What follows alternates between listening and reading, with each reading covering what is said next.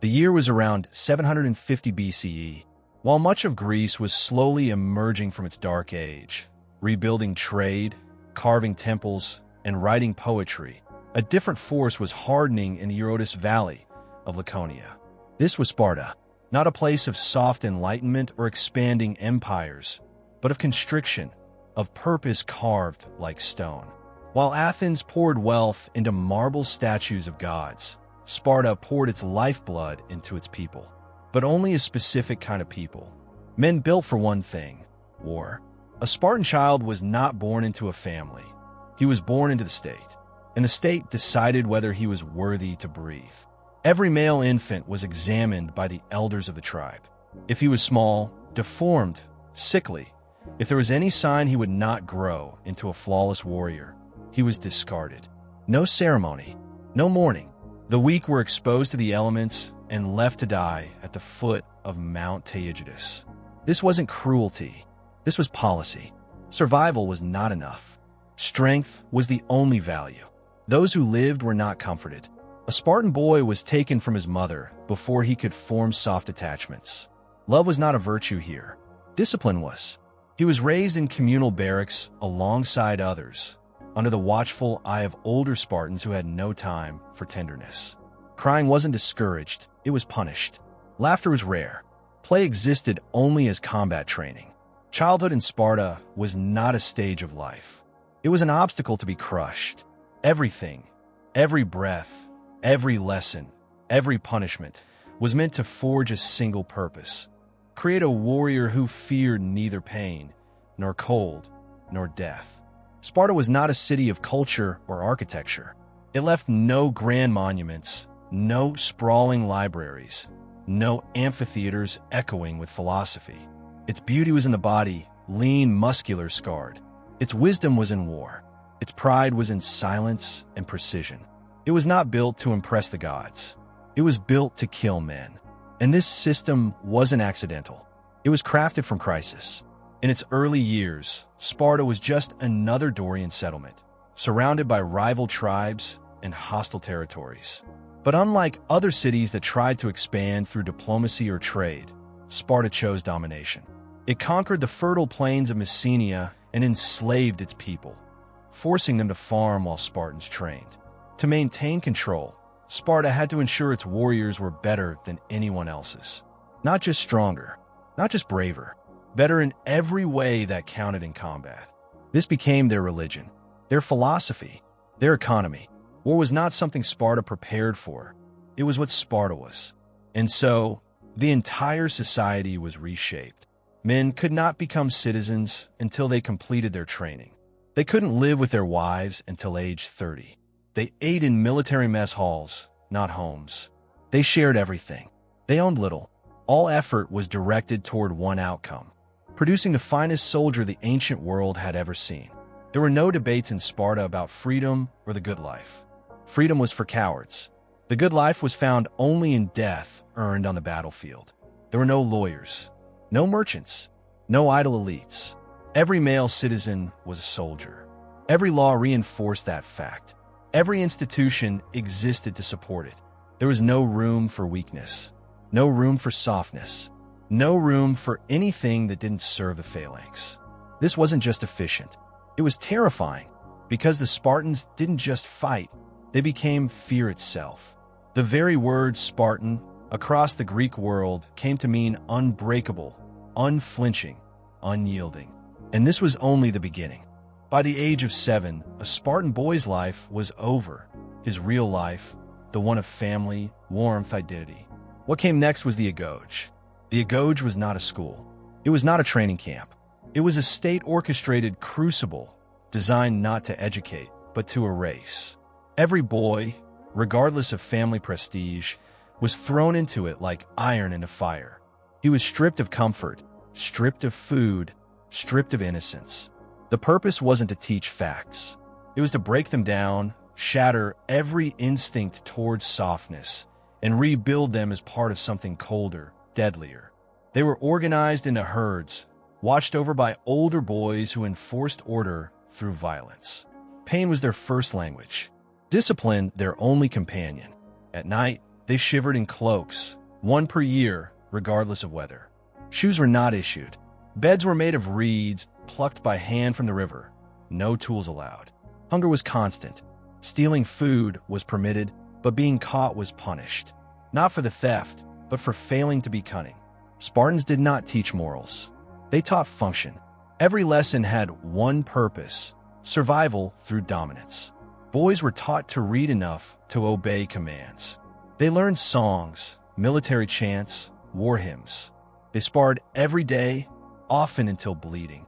Wrestling, pancration, and armed combat were not sports. There were no prizes for style, only for victory. Those who cried from injury were humiliated. Those who failed to respond to commands were whipped. Those who showed fear were marked. Even conversation was weaponized. Spartans taught their sons to speak rarely, and when they did, to speak with deadly precision. They called it laconism, named for their homeland, Laconia. Every word mattered. Long speeches were for politicians and cowards. A Spartan boy who said too much was beaten. Those who mastered the art of silence earned praise. A quick wit could save your life, but a loose tongue meant you weren't ready. To ensure their brutality didn't soften, older boys were assigned younger ones in a twisted mentorship called inspiration. This bond was physical, psychological, and sometimes sexual, used to enforce obedience and hierarchy. In this, even affection became a tool of control. And always watching were the ironies. Older youths nearing adulthood, tasked with policing their juniors. These ironies enforced order, led drills, and taught by example. Ruthlessness, endurance, detachment. One mistake and the entire herd suffered. Unity through pain. Brotherhood through fear. This wasn't a temporary program. It lasted over a decade. Until 20, a Spartan male was a weapon in the making. He lived under rule, under stress, under scrutiny. And when he emerged, he did not become a man. He became a killer.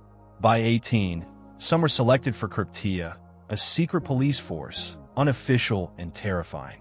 They were sent alone into the countryside, armed with knives, tasked with terrorizing the enslaved Hella population. No food, no shelter, only a mission: blend in, observe, and eliminate any helots showing signs of rebellion, strength, or leadership. They killed in silence, at night, without mercy. This was not just military experience, it was psychological warfare. The Agoge didn't create warriors who fought out of anger or impulse. It produced men who viewed violence as structure, killing as duty. Their bodies were honed, their minds conditioned, their hearts silenced. By 20, a Spartan warrior was ready, but still not free. He joined a mess hall with 15 others. These men became his brothers. They trained together, ate together, fought together. If he failed to gain acceptance into one of these communal messes, he was disgraced and barred from full citizenship. Because in Sparta, you didn't fight alone. You were only as strong as your unit. Loyalty to the group came before family, before self, before survival. And they trained relentlessly. Not for war tomorrow, but for war always. Long-distance marches in full armor. Drills with real weapons. Exercises that required silence under pressure. Absolute formation in chaos.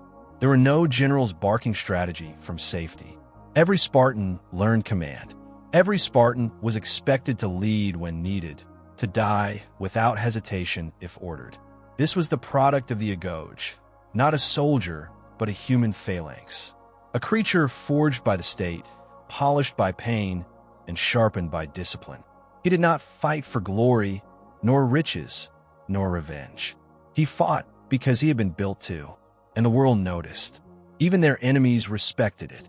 To face a Spartan was not to face a man. It was to face a lifetime of brutality condensed into a single body, a body that moved with others, struck without waste, and feared nothing except failure.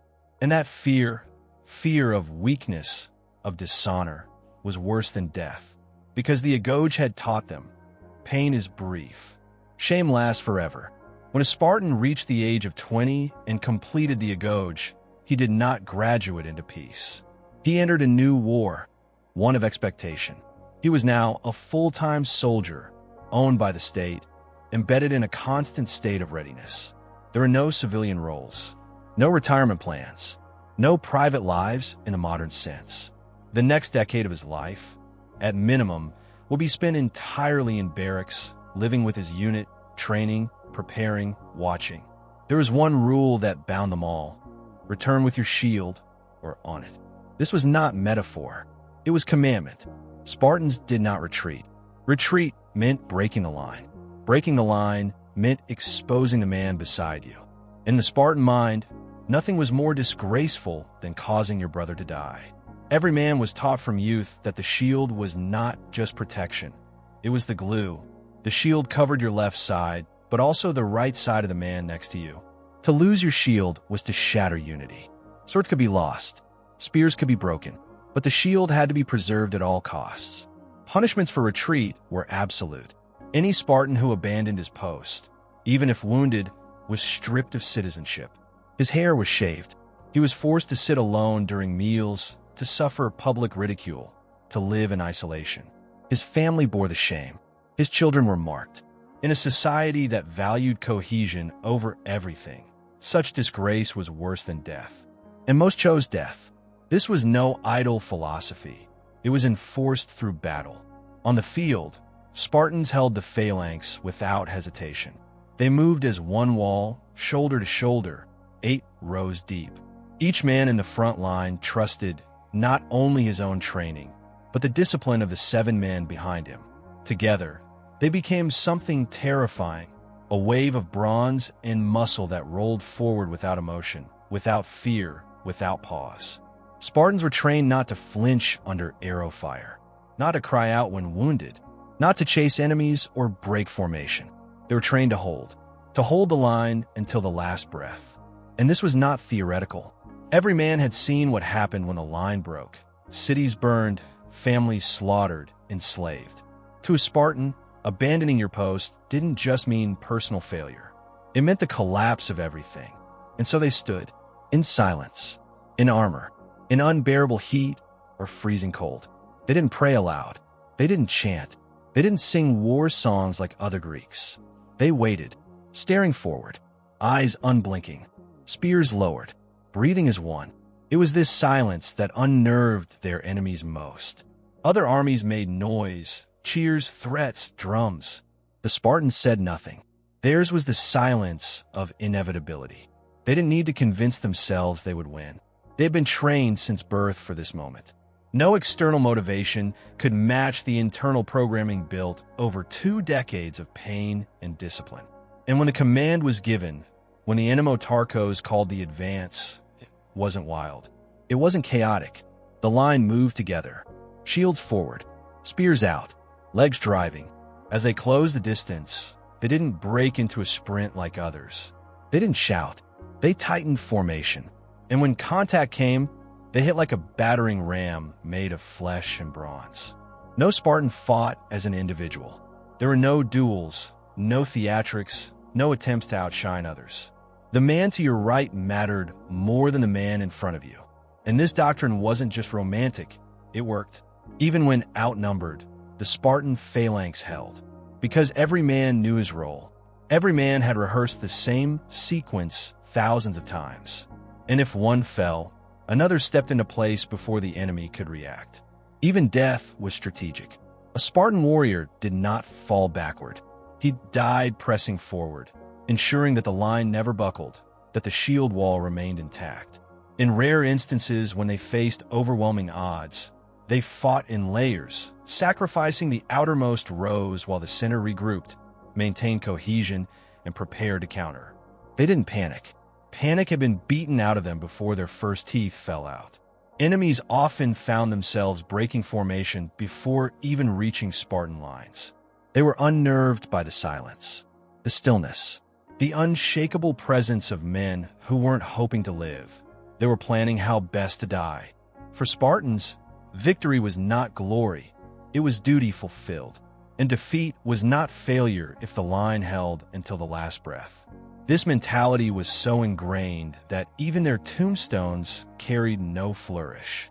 Spartan gravestones were permitted for 2 types of people only: men who died in battle and women who died in childbirth.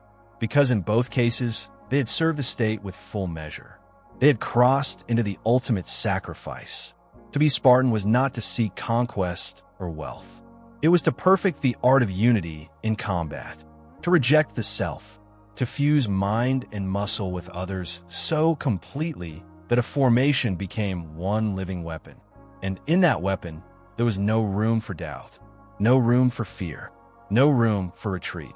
In Sparta, to live without victory was not to live at all. The presence of Spartans on the battlefield didn't begin with the clash of weapons. It began with stillness, an unbearable, stifling stillness that wrapped around the air like a vice.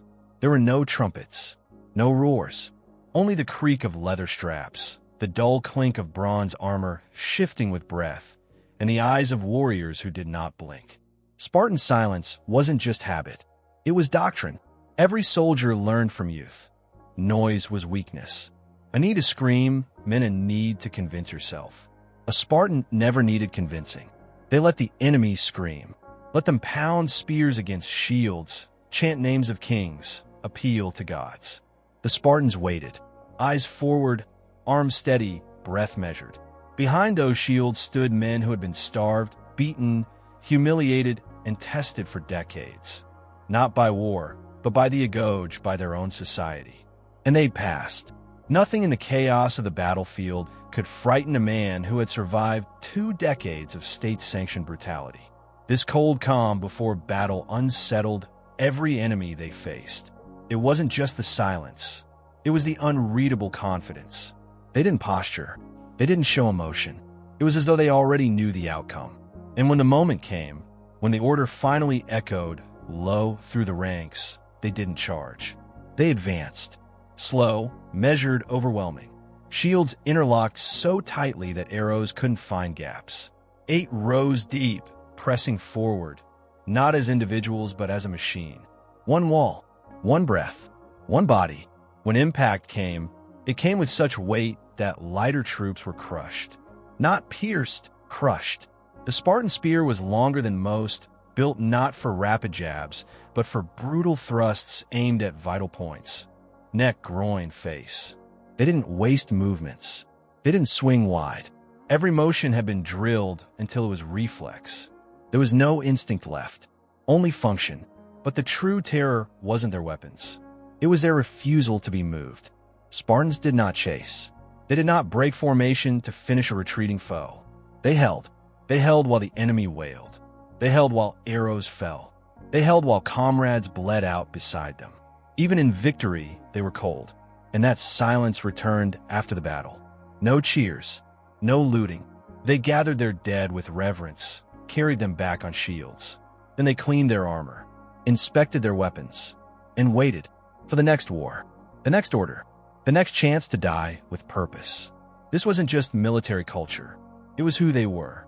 Every citizen was conditioned from the cradle to value discipline over emotion, unity over individuality, control over impulse.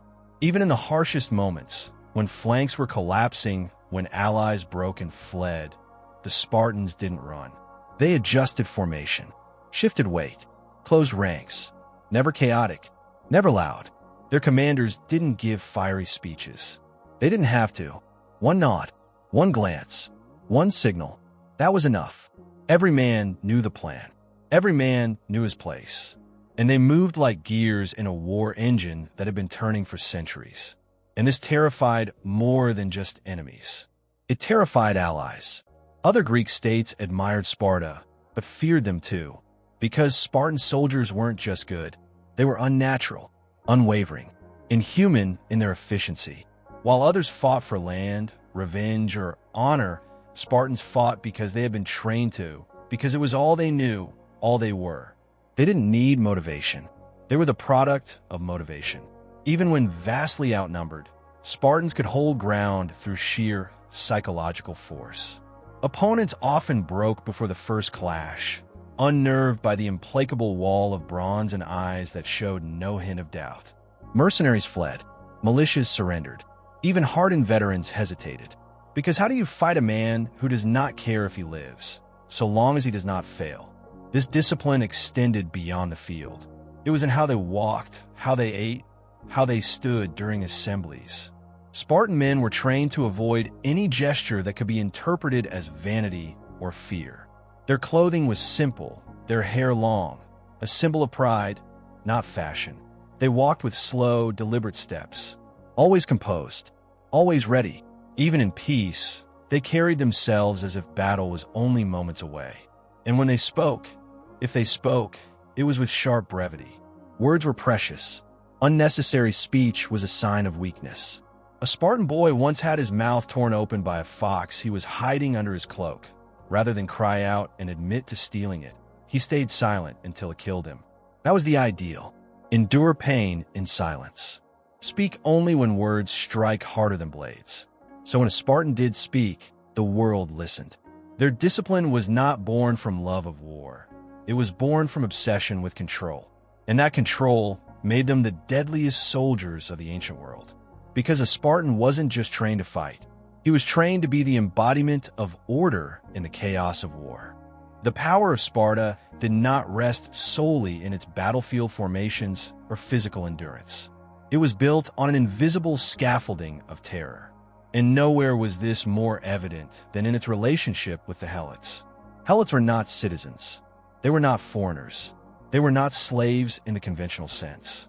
They were conquered Greeks, mostly Messenians, forced into hereditary servitude. They worked the land so Spartans didn't have to.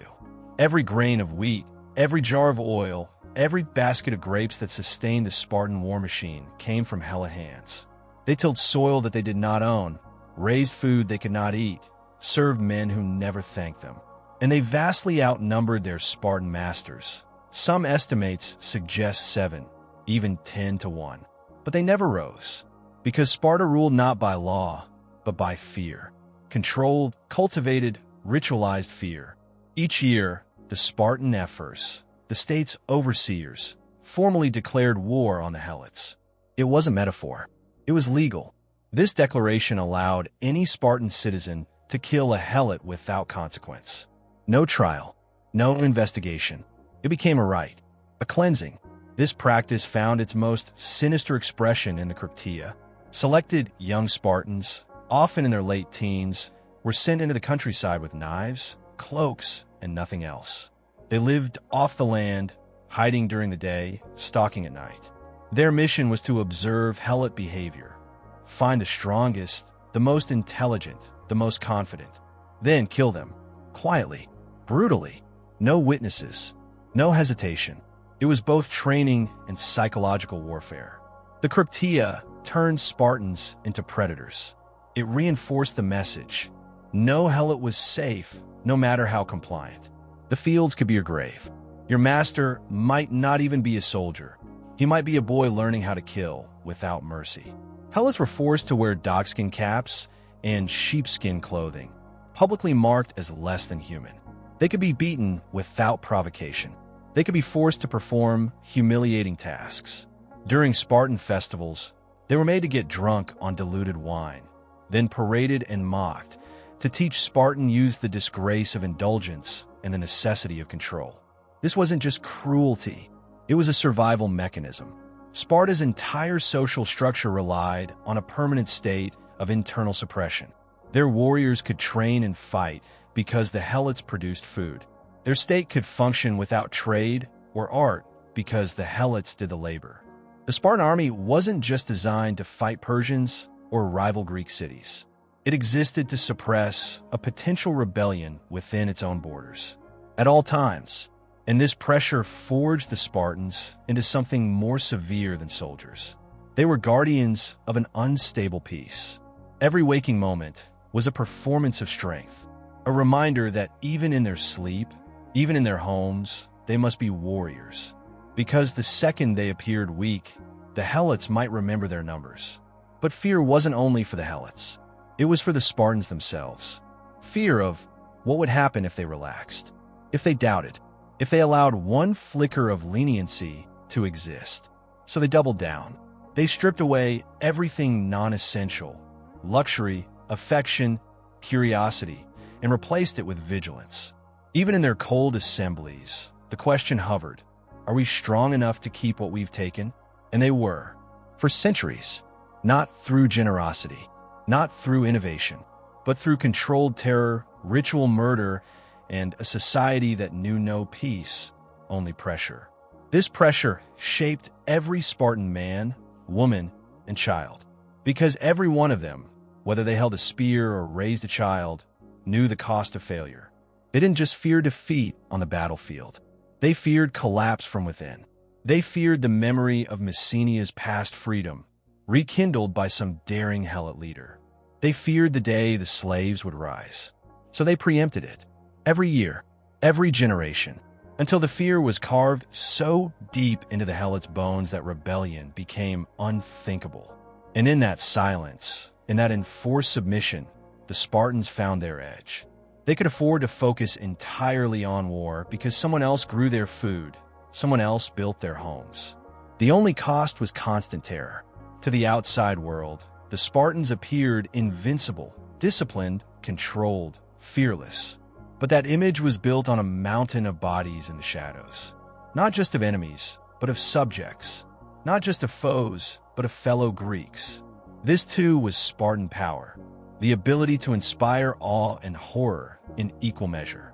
While Spartan men carved fear into their enemies with spear and silence, the backbone of their society stood firm behind them, unarmored, unflinching, and just as dangerous. Spartan women. No Greek women held more power than those of Sparta. In Athens, women were property. In Thebes, they were ornaments. But in Sparta, they were the mothers of warriors, the owners of land, and the iron voice in a warrior's ear before battle. They were not trained to fight. They didn't march. They didn't bleed on the battlefield. But they forged those who did, and they were feared for it. The reason was simple. Men belonged to the state. Women ran everything else. From birth, Spartan girls were not confined to looms and kitchens. They were trained physically. They ran, wrestled, raced, and threw javelins. Their bodies were hardened not for battle, but for birth. The Spartan state believed that only strong women could bear strong sons. So girls exercised openly, dressed plainly, and spoke sharply. They were not taught submission. They were taught judgment. They were also taught to speak in the same clipped, cutting manner as men. A Spartan woman could bring a grown man to heel with a single sentence. Their words weren't ornamental. They were instruments of steel. One of the most feared phrases a Spartan mother could say to her son as he left for war, "Come back with your shield," or on it. That was not metaphor. It was command. Die with honor, or do not return. They were not mothers who wept. They were mothers who demanded. And this wasn't just culture, it was infrastructure. Spartan women were the legal heads of households. When their husbands were in barracks or at war, which was most of their adult lives, women controlled property, managed slaves, and made critical economic decisions. Over time, they accumulated immense wealth. By some estimates, Spartan women controlled nearly 2/5 of the land in Laconia. No other Greek city-state allowed anything close to this. Foreigners visiting Sparta were bewildered. They criticized the boldness of Spartan women, their freedom of speech, their confidence. But Spartans were not concerned with foreign opinions. Their women raised warriors. That alone earned them reverence. Marriage in Sparta was not romantic. It was strategic. A young Spartan man, usually in his early 20s, would marry a woman around his own age, but he would not live with her. He was still obligated to remain in the barracks with his military unit until age 30.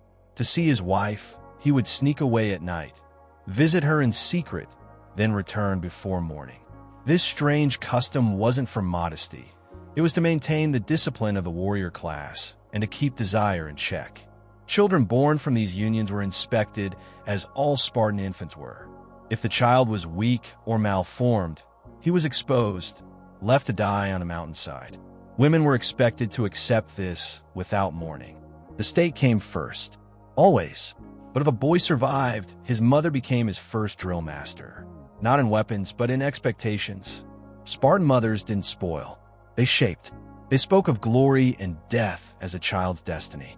They enforced silence, encouraged discipline, and praised stories of battlefield courage. Their homes were the first to gauge. Their words were the first blades. And it didn't stop with their own children. Widows and elder women played a role in communal discipline. If a man returned from battle with rumors of cowardice, it was often the older women who confronted him, publicly, savagely. A woman might walk past a disgraced man and lift her robe, mocking him with the words, "Do you crawl back into the place from which you came?" No punishment from the state could cut deeper.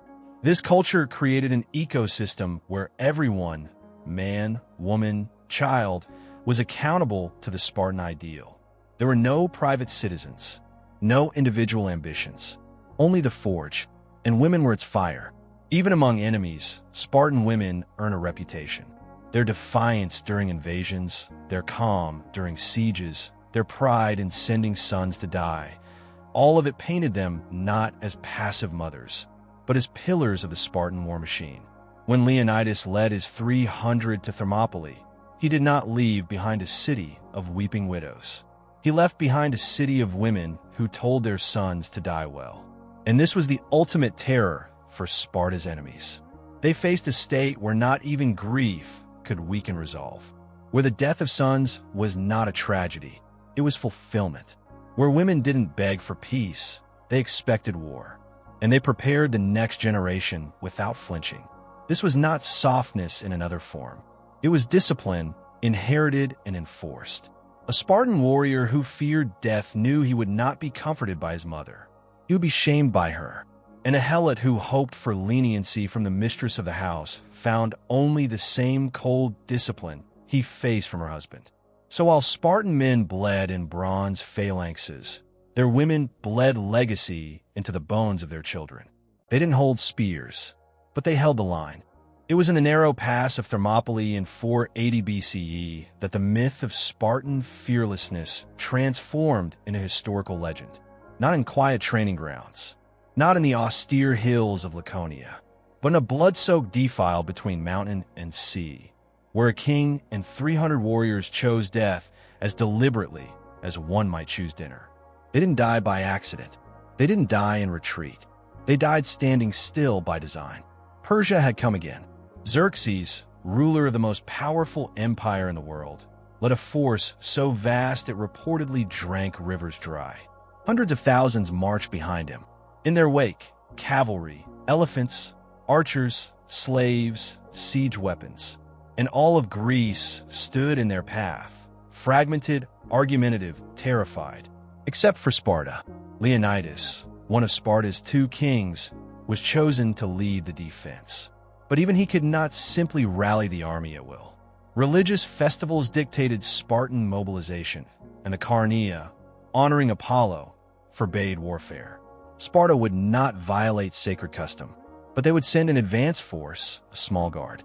Leonidas selected 300 Spartans, not the youngest, not the most expendable.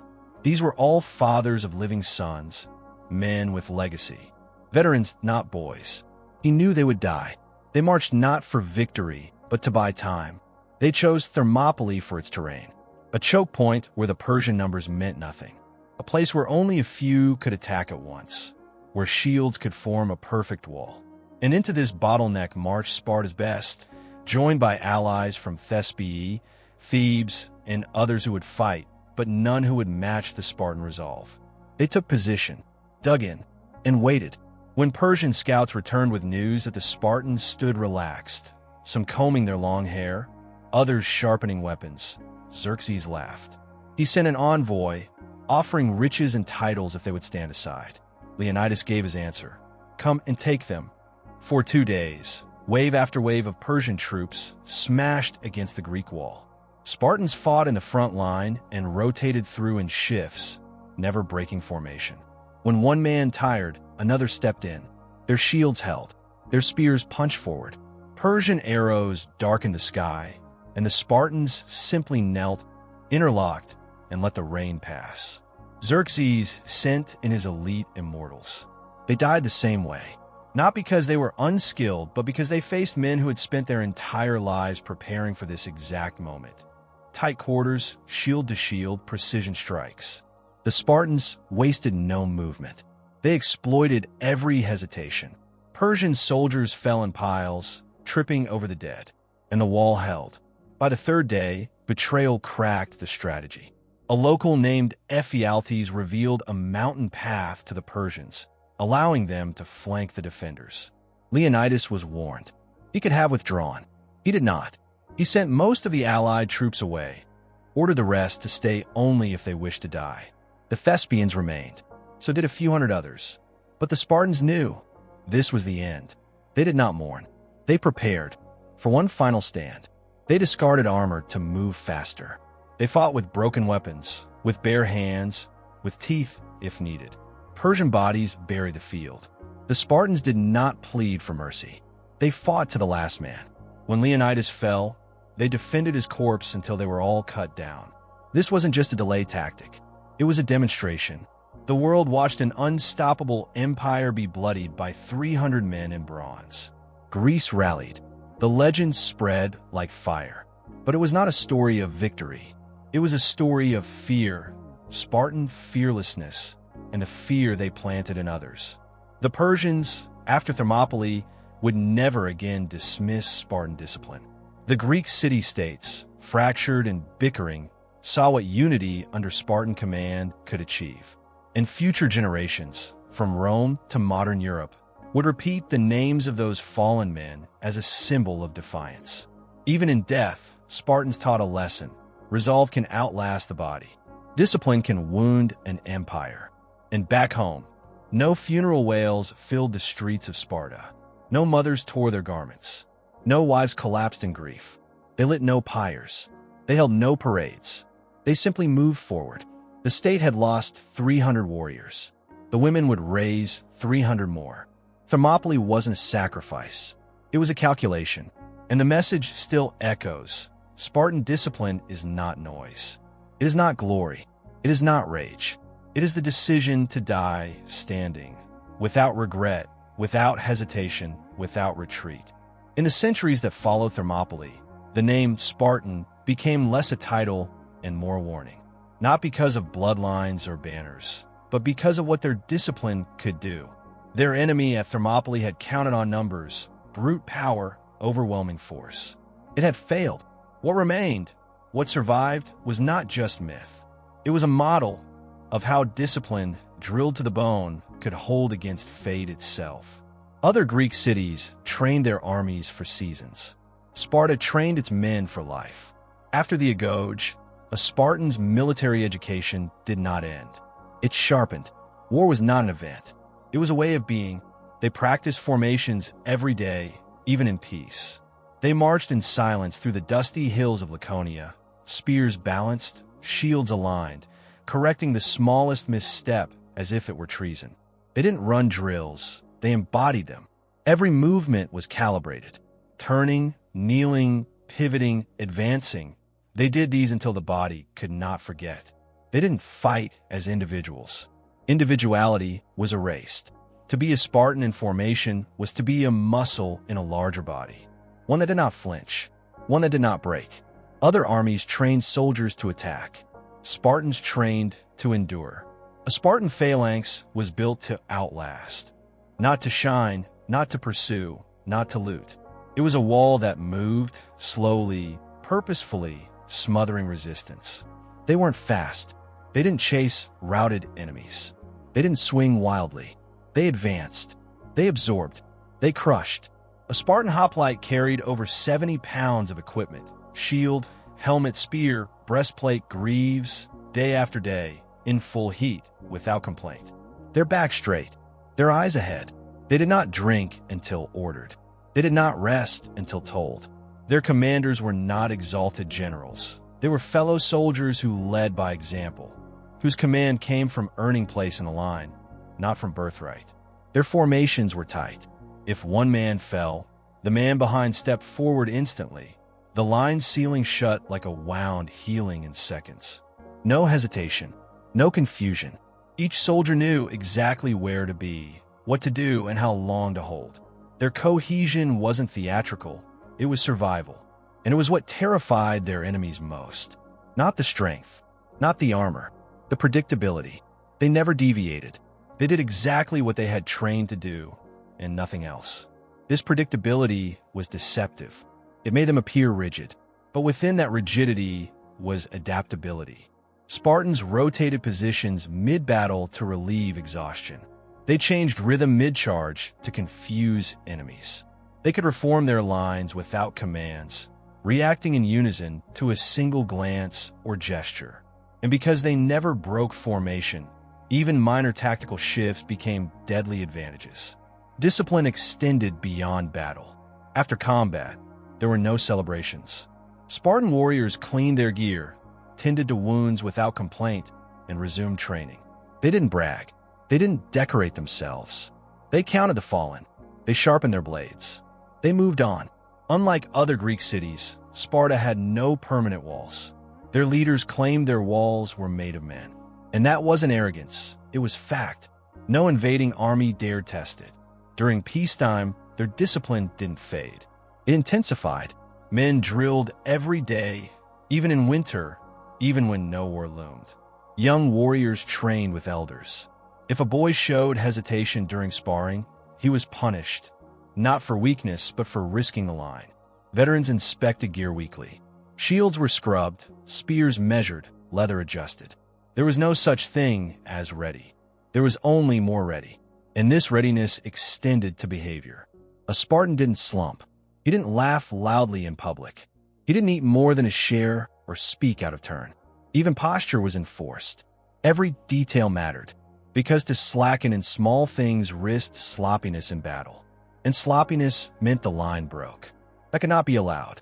They even trained their minds to resist fear, not through philosophy or poetry, but through constant repetition of hardship. Hunger, cold, exhaustion, these were not punishments. They were tools. If you could function while starving, you could fight while bleeding. If you could march in silence for 3 days, you could kill in silence on the 4th. Cowardice was so reviled that its consequences followed a man until death. A known coward was not greeted in the street. Women refused to marry him. Children mocked him. He could not eat at common messes. In some cases, he was forced to wear patches of disgrace on his clothing. And worst of all, he was spoken of in the past tense, as if already dead. Spartan discipline did not just shape the body. It consumed identity. You were not born a Spartan. You became one. You proved it daily. And the moment you failed, that identity was revoked, publicly, mercilessly. No other army in the world at the time, not Persia, not Thebes, not Athens, could match this level of systemic control. Others had generals. Sparta had a mechanism, a living weapon, self-replicating, self-enforcing, made not of flesh and bone, but of doctrine passed down like blood. And it is this discipline, this ability to act without hesitation, to endure without reward, to kill without celebration, that gave the Spartans their true power. Not their numbers, not their wealth, but their terrifying consistency. Because when an army fears pain, it hesitates. When it fears death, it wavers. But when it fears only dishonor, then it cannot be stopped. Sparta no longer stands. The hills of Laconia are quiet. The Eurotas River flows unchanged, but no spears line its banks. No hoplite chants echo in the valley. Yet the world still feels their shadow. This is the paradox of Sparta, a city that left no great architecture, no sprawling empire, no body of philosophy. Yet it left an imprint on civilization that no storm of time has washed away. Because what Sparta built was not marble or myth. It built fear. And fear, once shaped into legacy, does not die. After the height of their military prowess in the 5th century BCE, the Spartans began to decline. Slowly and, at first imperceptibly, the Peloponnesian War against Athens drained them. Not because they lost, Sparta won, but because even victory brought rot. With new wealth came a fracture in the very discipline that had made them invincible. Luxury seeped in like water into stone. The common mess halls grew quieter. The strict equality among citizens began to fray. Land was consolidated into fewer hands, and suddenly not every Spartan could afford to maintain the warrior lifestyle. Spartan citizenship became rare. not because people fled, but because their system had been built for stasis, not expansion. They had no plan for growth, no room for change. And when the old structures began to collapse under their own weight, there was nothing to replace them. The eclogue continued, but fewer boys passed through it. The phalanx still formed, but its edges dulled. And yet, the legend only grew. Other states still trained in their shadow. Roman historians wrote admiringly of their order. Generals studied their silence, their cohesion. Philosophers debated their society. Was it utopia or prison? Even in decline, their memory was a weapon, a standard. The idea of the Spartan soldier, calm, unflinching, invulnerable to panic, survived even as the real Sparta was eroding from within. In 371 BCE, at the Battle of Leuctra, that image shattered. The Thebans, led by Epaminondas and his sacred band, an elite unit of male lovers bound by oath and pride, broke the Spartan line. Not just in numbers, but in shock. For the first time in centuries, a Spartan army fled. Not all, but enough. Enough to show that they were human after all. Enough to mark the beginning of the end. Yet the world still whispered their name with caution. When Alexander the Great sent envoys to Sparta, demanding troops for his Persian campaign, the Spartans responded with a single line. "You will find us elsewhere, for we are accustomed to taking care of our own matters." No fear, just contempt. When Philip II of Macedon threatened Sparta with destruction, boasting that if he entered Laconia, he would raze it to the ground, the Spartans replied with one word: if. That was the weapon they left behind. A style of speech that was pure steel, unflinching, bone-dry, lethal. A sentence so sharp it could draw blood. That habit of laconism, forged in the eclogue, outlasted their armor. And it spread. Military academies from Prussia to West Point taught Spartan discipline as gospel. Their phalanx became a blueprint for modern infantry formation. Their stoic silence became a mark of elite troops. And their deaths, especially at Thermopylae, became eternal. A symbol, the few standing against the many. The last stand, the refusal to surrender. The glory not of victory, but of resistance. Every time a hopeless force holds the line. Every time soldiers accept death to delay a greater evil. Every time unity matters more than survival. Sparta rises again, not in form, but in spirit. Their tactics may be outdated. Their society may have collapsed. But their essence, what they taught the world, remains unmatched. Because what Sparta proved is this: that an enemy who fears death can be broken, but one who welcomes it, one who is raised to see death as fulfillment. That enemy is terrifying. Sparta didn't endure because of numbers or luck. It endured in memory because it created a warrior not dependent on rage or gold or vengeance, but on principle, on discipline, on the brutal, unwavering conviction that retreat is worse than death. And in that conviction lies their eternal weapon. Not the spear, not the shield, but fear itself. Fear that they once shaped into form and let loose into the world.